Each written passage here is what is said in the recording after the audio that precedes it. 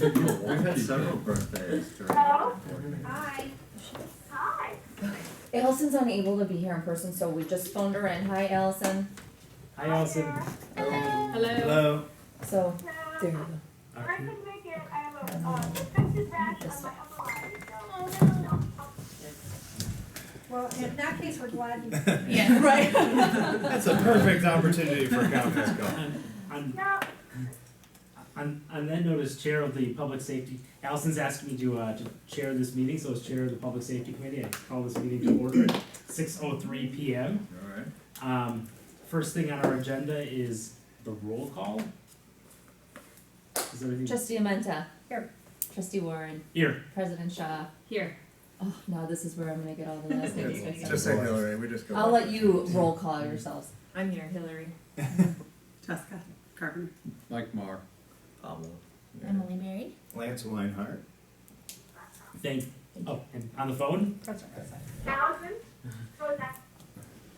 And thank you, everyone. And next, Rebecca, has this meeting been noticed according to applicable law? Yes. Well, So for the first item on our agenda is to discuss and possible action on next steps for the crossing guard contract. And Rebecca, is this, I don't know who's presenting this item, is it Allison or you or Rebecca. Rebecca? I'm a lucky winner. So, we had an opportunity to meet, President Rozek and President Shaw and Dr. Davis, and we had a meeting to discuss, crossing guards. So in your packet was, kind of some documented consensus that the four of us had talked about within the scope of the meeting, which was to enter into, potential of entering into a memorandum of understanding to split the cost of the crossing guard contract for the 2019-2020 school year, with the understanding and agreement that we would have members of both the school board and the village board work together and provide a recommended solution for the 2020-2021 school year, in terms of how we wanted to proceed. And that was primarily in recognition of the fact that we typically secure this vendor at this time, because while we all just, school just let out for summer break, summer goes like that. And it wouldn't really allow us the adequate time to prepare in the most thoughtful way possible. So the request also included having a recommendation come forth from that group by, I want to say, January, February of 2020, so that it could be appropriately implemented in the next year. So Dr. Davis was kind to forward today a draft MOU. So that was forwarded over, for the village's perspective. I sent it off to our legal counsel to take a look at. On cursory review, seems to be in good order. There are just some tweaks based upon how the contract is written that will, minor adjustments that don't change any of the intent. But so that is the discussion that occurred prior to this meeting, and now comes to this group for you to discuss. And so the two things that we're looking at here are the MOU and how many years the agreement is going to be with All City Management Services. Rebecca, just for clarity's sake, as I was going through the packet, is the first I'm assuming, who votes on does the village board only vote on the second motion? I'm kind of unclear as to who the voting parties are in this arrangement. Sure, the MOU will solidify that and speak to it. The contract, if, on the RFP, from the RFP's perspective, asked for the contract or proposals to include 3 different subsets for 1 year, 2 year, or 3 year. It's the intent, at least in discussion prior to the meeting, to move to approve the contract for 1 year, with the understanding that we would find some solution moving forward. If it was to contract in the future, we could always go out for proposal at that point, at the conclusion of 2020 as well. But I believe the discussion was 1 year. And the village board would be signatory of that contract. So the crossing guard service would be our vendor solely. However, in addition to the conversation we had previously regarding the contract, prior to that, we had talked to Dr. Davis about having a representative from the school, so that at least at a minimum quarterly, we could be checking in to see if there are any issues. And then the school would be advised, as they have been in the past, if there are issues, to contact the police department. Got And it. that would be Tim Kenny for the district. Yes, thank you. Okay, I just had a question about the proposals or the RFP. I'm assuming that this is the only proposal that we received. So that was one of the things that, I think when we talked earlier, we were concerned about, Mm-hmm. because what if they're terrible, Right. right? And there's that one. And they're the only one that we got, and so we felt like we should, see how this year goes with them, and also think about, given kind of what happened this year with the hodgepodge of figuring it out at the last minute, like, spend some time over the next couple months thinking about, like, are there other solutions that are viable? And because they're the only one, like, what it, just kind of thinking through, like, if there are other options that we haven't considered. Right, and it doesn't really give Sarah us. Warren, Allison? follow up on your question, I remember the year thing, and one of the questions I had earlier was, would the contractor accept a one-year contract? Yes, You checked? yes.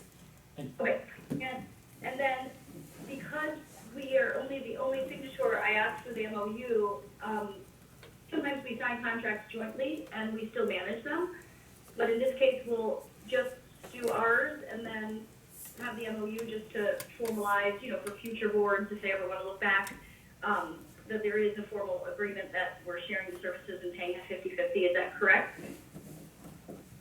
Correct. Yeah. Okay, thank you. And the other thing I thought about today, and Rebecca, you and I discussed this, was whether if we end up in a situation where we had to go back out to bid next year, whether there might be a cost differential. And, Rebecca, I don't wanna put words in your mouth, but you confirmed to me that you doubt that there would be a huge cost differential if we ended up not having a solution come February and we had to figure out, or we had to contract again, for another year or two. Well, the proposal accelerated cost every year, so I would imagine that if we went back out to RFP, the same scenario may occur given the market. I mean, I can't predict the future, but we have RFP'd it last year and then again this year, and it's been my understanding that the village has typically done it on an annual basis, Okay. so. I have one more question then. So we could work on this later, but sometime soon. Two scenarios, what if they are terrible, like President Shaw just mentioned, they might be.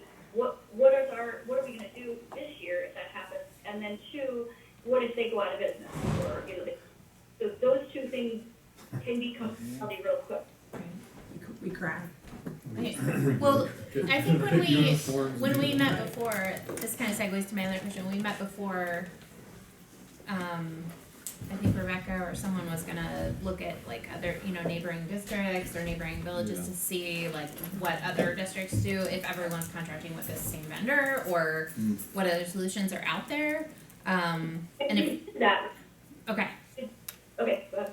I just didn't, so then, and then I guess the other question I had was, if, in any case, if we are looking to have another recommended solution by January, for the following year, is that something we're gonna have like board members do, or is that something we want Dr. Davis and Rebecca to do, to come up with a set of options for us? So that's sort of a process question, I guess. I would say option two, have the staff work on that, the administration work on that, to present to both boards an option, not at December, but like more like August. Or like, like earlier, so that if there's not consensus or we have to do some enabling of like the rec department, if we have to start partnering with someone that we can get it done before January. That's my What thought. was the cost, this current year, wasn't it like 70 something?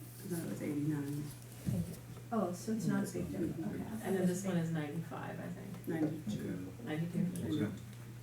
And I apologize if this was already mentioned, but did at what point would we check their references?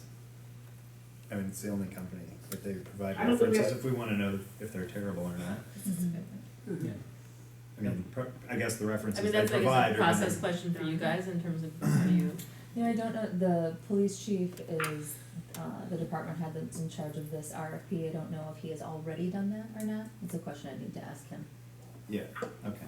But we will do it prior to entering into the agreement. Oh, we So what if we don't have much of a choice, I mean, they're the only vendor. It'd be good to know though, whether we like accelerate researching those other options, or like, no, we have a solid If year. they're kinda so-so, I think we'd like to know that. I mean, even if we can't, we have to go with them. Can we have the date by which we want to have the discussions for the 2020 year? Because, you know, it'll get past us and we'll forget about it and we'll be having this discussion a year from now. So, I mean, I think Okay. certainly September, we should be discussing. I was gonna say September. That works.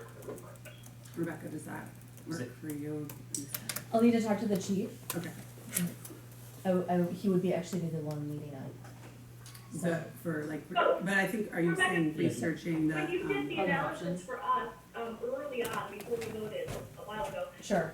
you did by the surrounding communities, you know, the research that you did. Has the school board been forwarded that yet? Have they got the, I'm not sure, but I'd be happy to share. Yeah, I don't think so. Okay.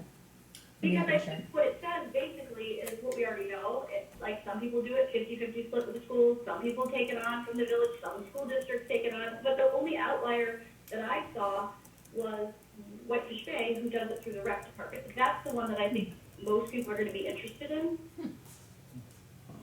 Interesting.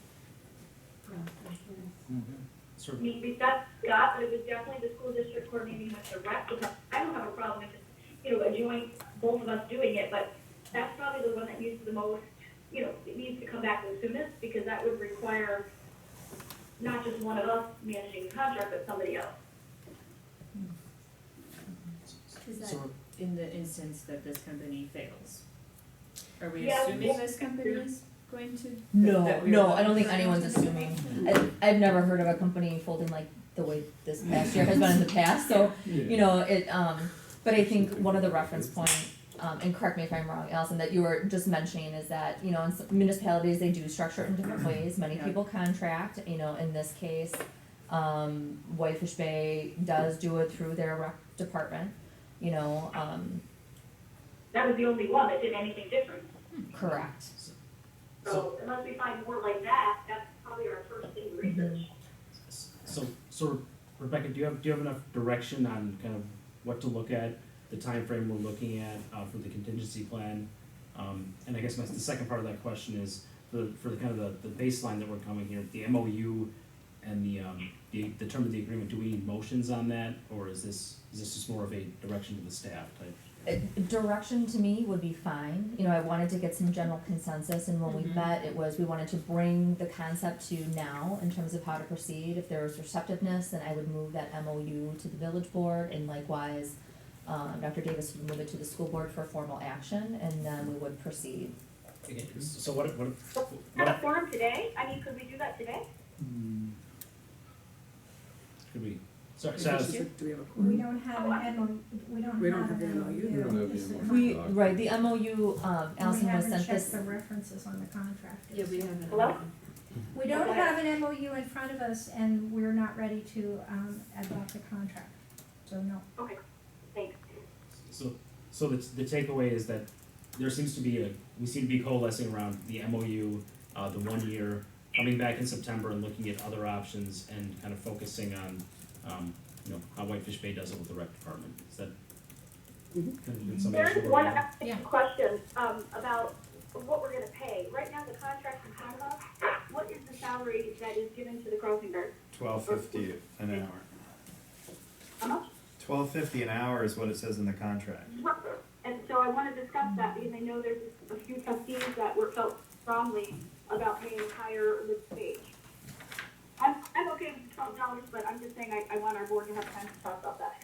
I mean, I was the proponent of that when the other company was folding, and I made that motion just so we could try to retain the crossing guards that we had through the end of the year. You know, I'm not really, I think at this point, and I'd be more interested in letting the company manage their crossing guards and the hourly wage.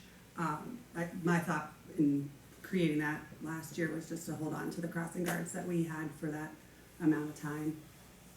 That makes sense. But that Excellent. seems like a good point for the folks looking at the next year to like think through, See, like if what the we're, other for people are instance, paying. doing it through the rec department, like then do we say in principle, we want them to be paid X amount, because that goes to our, another agenda item here. So, and Trustee Spencer, do you have anything? I mean, I think that it's still kind of conceptual, I mean, we haven't talked about that item yet, but, I mean, if we were to have a commitment to a living wage, I mean, initially, I voted for it also because they were people we were, the village were hiring, as opposed to a contractor, but talking about contractors is another level of that discussion, but. Okay. And is there any clause in there that talks about hiring or reaching out to the people that are already our crossing guards? I don't think, I didn't see it was in there. I didn't see it. Can we? The only reason I say that is some of them have been with us forever, and it's just like before, we're just Yeah, off. actually, it does say they will contact the crossing guards who currently are working in the program and extend them an offer for employment. Oh, Ah, For you. Fantastic. Thank you. thank you. Good point. Thank you for reading. Yeah. Alright, so do we have anything else, any further discussion on this agenda item? Rebecca, do you have the direction that you need? Yes.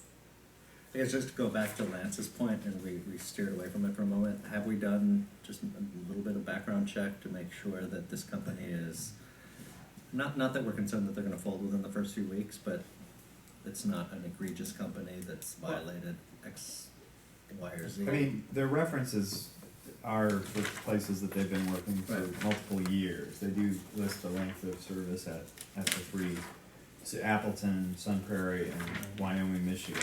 They've been at Michigan for 6 years. So, I mean, that says something, but Rebecca said even that if we haven't done any the calls. chief was gonna call them before they Okay. approved Yeah. their MOU. Okay. Yeah, great. I didn't ask him that question, so Yeah. he'd be the best person to respond as to whether that's been done yet or not. Okay, And I'm sure if something pops up as a red flag, we'll have to discuss. and that might it. just